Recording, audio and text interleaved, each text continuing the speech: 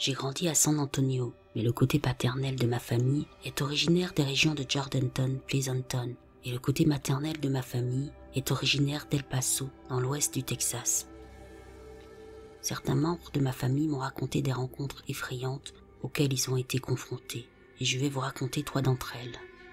Mon père a grandi dans les régions de Pleasanton et de Christine au Texas, à environ 30-40 km au sud de San Antonio, dans la région des broussailles du Texas.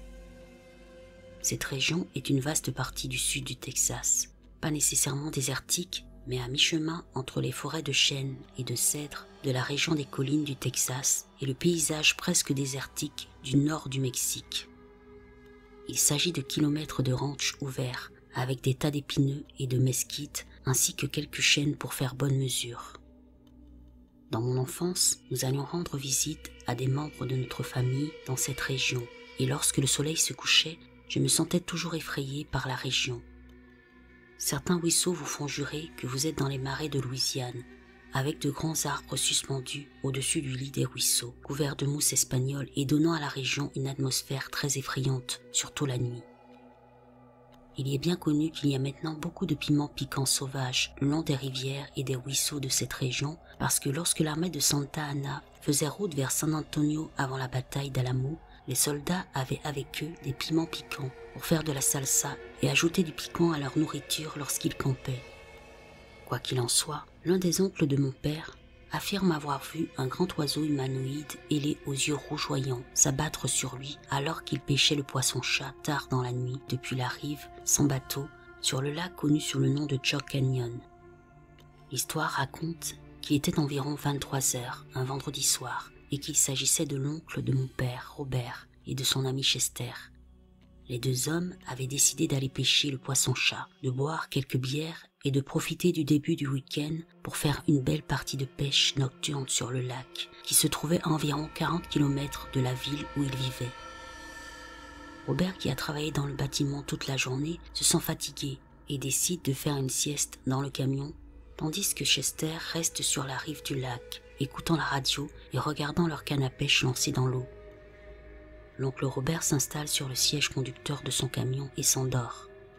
Au bout d'1 heure, il est réveillé brutalement par Chester, qui hurle et tape du poing sur la vitre du passager du camion pour que Robert déverrouille la porte et le laisse entrer dans la cabine du camion. Pris au dépourvu, Robert déverrouille la porte et demande à Chester, qui est essoufflé et paniqué, ce qui se passe.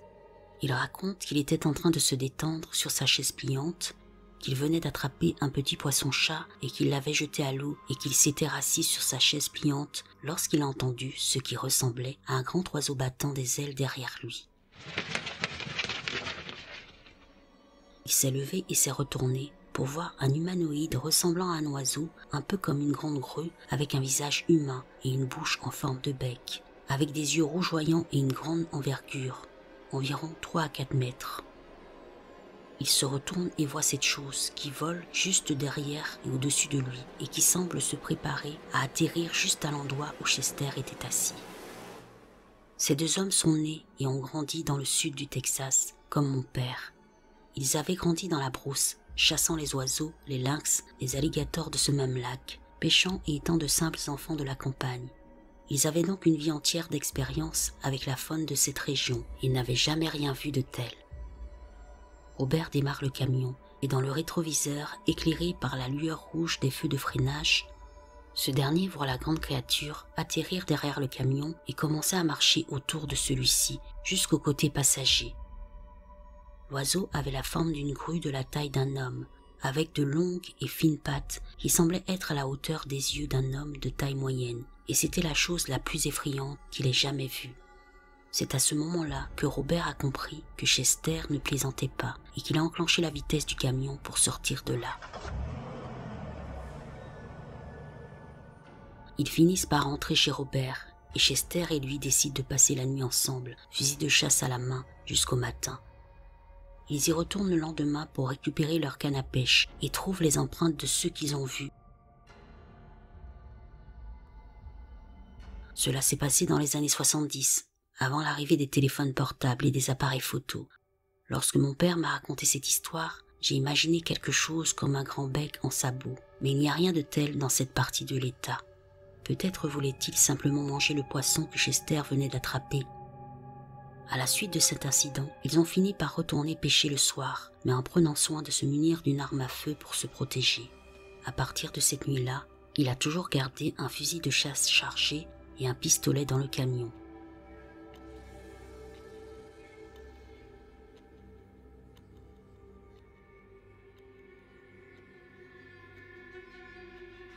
Cette histoire est arrivée à mes arrière-grands-parents du côté de la mère de mon père.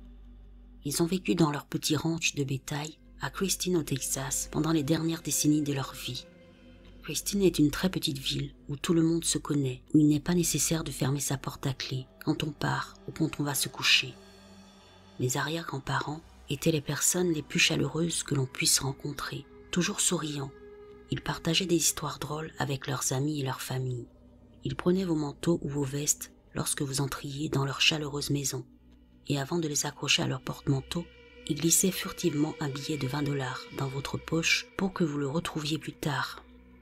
C'était le genre de couple plus âgé qui se faisait toujours des blagues inoffensives devant la compagnie pour vous divertir, super charmant et aimant, et toujours souriant et aimant la vie qu'ils s'étaient construite. Lorsque nous leur rendions visite un week-end, mon arrière-grand-père nous emmenait, mon jeune frère et moi, autour du ranch pour voir les animaux et le bétail, caresser les chevaux, nourrir les chèvres et jeter des pierres dans l'étang d'élevage. Lorsque nous rentrions chez eux, après avoir visité le ranch, mon arrière-grand-mère préparait notre plat préféré. Des pommes de terre isolées fraîches, du bacon et du jambon de la ferme, des tortillas maison, des salsas douces et épicées et des œufs au plat. Et aussi du café, même si c'était l'heure du dîner, et nous adorions ça. Cette histoire se déroule dans les années 1960. Je ne suis pas exactement sûre de l'année, mais mes arrière-grands-parents avaient une 50aine d'années et leurs enfants, ma grand-mère, avaient grandi, s'étaient mariés et avaient déménagé de sorte qu'à ce moment-là, ils étaient seuls à vivre dans le ranch. Ils rentraient chez eux après avoir rendu visite à de la famille dans le sud de San Antonio, à environ 100 km. Ils avaient perdu la notion du temps et il était tard dans la soirée lorsqu'ils sont partis. Ils rentrent donc chez eux dans leur ranch près de Christine, au Texas, et sur leur route, ils doivent passer sur un pont en bois qui enjambe un ruisseau profond. Je pense qu'au cours des années 1980, une meilleure route a été goudronnée dans la ville, ce qui n'a plus rendu nécessaire l'emprunt de ce petit chemin de terre et de ce pont depuis l'autoroute 16 jusqu'à leur petit ranch. Il y a plusieurs années, le pont en bois a été démoli et un nouveau pont a été construit en acier et en béton. De la mousse espagnole pend des arbres, ce qui donne vraiment la chair de poule. D'après mes souvenirs, ce pont fait environ 25 mètres de long d'un bout à l'autre, car le ruisseau qui l'enjambe est relativement large, et sous le pont, il y a une bonne chute de 9 à 10 mètres jusqu'au lit du ruisseau. La plupart du temps, le ruisseau est à sec tout au long de l'année et ne reçoit de l'eau que pendant les tempêtes de pluie. Alors que mes arrière-grands-parents roulent sur ce pont en bois, leur camion tombe soudain en panne et s'arrête au beau milieu. Mon arrière-grand-père se met à jurer parce qu'il est fatigué, qu'il est tard et qu'ils sont encore à une quinzaine de kilomètres de chez eux. Il entretient son camion mieux que la plupart des gens et ils ont un plein d'essence. Même les phares et les lumières de la cabine sont éteints, de sorte qu'ils sont coincés là avec seulement la lune qui les baigne, eux et leur environnement, d'une lumière douce.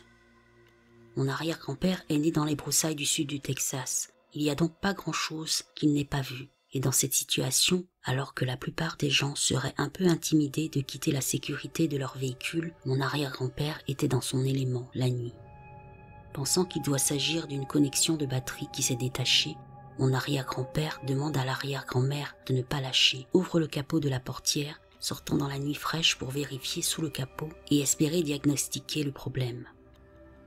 Alors qu'il s'efforce de voir, tâtonnant avec les connexions de la batterie sous le capot, il entend derrière lui le bruit de clip-clop sur le pont en bois.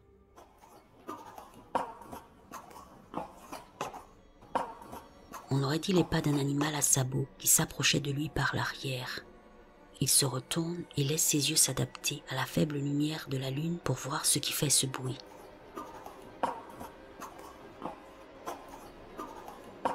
C'est peut-être un cerf, une vache ou une chèvre qui s'est égarée d'un des autres ranchs de la région. En plissant les yeux, il regarde vers le bas du pont et voit ce qui semble être un homme mince d'environ 1,50 m, mais avec de très grandes cornes de bélier sur la tête, qui marche debout et s'approche de lui depuis l'extrémité opposée du pont. Les sabots de l'homme claquent sur le pont de bois, alors qu'il trotte régulièrement vers lui. Mon arrière-grand-père a un frisson dans la colonne vertébrale. Il a rapidement fermé le capot du camion et a sauté dans le siège du conducteur, claquant la porte derrière lui et la verrouillant. Mon arrière-grand-mère, troublée par ces réactions soudaines, demande ce qui se passe, et mon arrière-grand-père montre l'humanoïde qui s'approche lentement de leur véhicule. Elle le voit et réagit avec « Qu'est-ce que c'est que ça? Une chèvre ?» La regardant s'approcher d'eux et de leur véhicule, ils peuvent voir que les cornes sur sa tête sont très grandes, beaucoup plus grandes que n'importe quel bélier ou chèvre qu'ils ont jamais vu. Mais ils ne savent toujours pas s'il a une tête de bélier ou de chèvre ou une tête d'homme. Il est à environ 6 mètres de l'avant de leur camion quand il se penche et commence à marcher sur ses 4 pieds fendus. Ils ne peuvent qu'en percevoir vaguement ses caractéristiques lorsqu'il atteint leur véhicule et commence à les encercler. Ils ne touchent jamais leur camion, ils se promènent lentement autour de leur véhicule, avec le seul bruit la nuit étant des sabots qui coupent et claquent sur le pont de bois. Bien qu'il fût sombre et difficile d'en déterminer les traits exacts, ils s'entendirent pour dire qu'il avait le corps d'un homme maigre et osseux, mais la tête d'une chèvre. Tous deux ont dit que la partie la plus effrayante de la rencontre a été de voir ces grandes cornes bondir à l'avant et à l'arrière de leur camion, ne sachant pas si cela allait leur faire quoi que ce soit. Ils pouvaient sentir qu'il ne s'agissait pas d'un animal normal, mais d'une créature malveillante. Ils retiennent leur souffle et ne savent pas quoi faire, et mon arrière-grand-mère, très catholique, commence à prier tranquillement. La 5e ou la 6e fois qu'il a fait le tour de leur camion, il se redresse sur ses pattes arrière et serpente vers l'extrémité opposée du pont d'où il venait, finissant par disparaître dans la nuit et les laissant dans le camion terrifiés. Un instant plus tard, le courant est rétabli dans leur véhicule et mon arrière-grand-père démarre le camion et sort de là, faisant une ligne de front vers leur maison où ils se précipitèrent, prenant des armes à feu et passant le reste de la nuit à verrouiller toutes leurs portes et fenêtres. Ils n'ont pas dormi cette nuit-là. Quand nous étions plus jeunes, mes cousins et moi allions visiter ce que nous croyions être le même pont. Je ne sais pas s'il s'agit bien du pont où cela se passait apparemment, mais c'était très semblable. Et nous garions notre camion, sortions et nous amusions et nous promenions dehors la nuit avec des lampes de poche.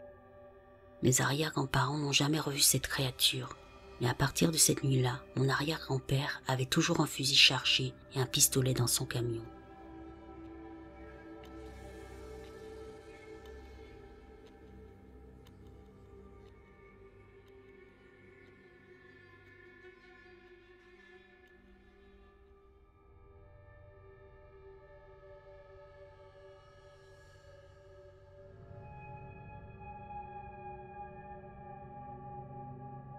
Mon père, qui travaillait comme entrepreneur en construction, a une fois fait quitter un chantier en panique parce qu'ils ont vu une créature ressemblant à Bigfoot dans le ruisseau derrière la maison sur laquelle il travaillait.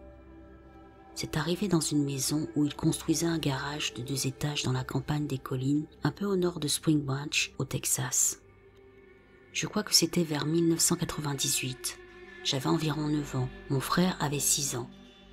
La maison sur laquelle il travaillait se trouvait sur un terrain entre Blanco et Spring Branch. Mon père nous a dit que l'équipe de travail l'avait appelé d'une cabine d'une station-service à Bulverde vers midi et lui avait dit qu'ils ne retourneraient pas sur le chantier avant le lendemain parce qu'ils avaient peur et s'ils accepteraient d'apporter des fusils pour les garder dans leur camion jusqu'à ce qu'ils aient fini. Il s'agissait d'un groupe d'ouvriers mexicains et honduriens qui travaillaient dur sur le chantier de 8 heures du matin jusqu'au coucher du soleil, se cassant le cul au soleil pour gagner un salaire décent. Apparemment, vers l'heure du déjeuner, après que l'équipe eut mangé et s'être reposée dans ses camions et à l'ombre de certains arbres, l'un des gars est descendu au ruisseau derrière la maison pour pisser et explorer un peu la propriété, jusqu'à ce qu'il soit temps pour eux de retourner au travail. Derrière la maison se trouvait une zone boisée en pente, qui menait à un joli petit ruisseau peu profond. C'est ici qu'il a dit avoir vu ce qu'il pensait être un gros ours brun le regardant autour d'un arbre. Naturellement, il a eu un peu peur et a commencé à se diriger lentement jusqu'à la maison en haut de la colline, faisant de son mieux pour ne pas faire de mouvements brusques et ne pas quitter les yeux de l'ours. Alors qu'il remontait la pente escarpée jusqu'au chantier de la maison où se trouvaient les autres gars, l'ours accourut derrière l'arbre et s'est jeté à travers le ruisseau et dans les bois de l'autre côté. C'est alors que l'ouvrier l'a bien regardé et a vu qu'il ne s'agissait pas d'un ours, qu'il se tenait debout sur deux pattes et qu'il avait la silhouette d'un grand homme couvert de fourrure foncée.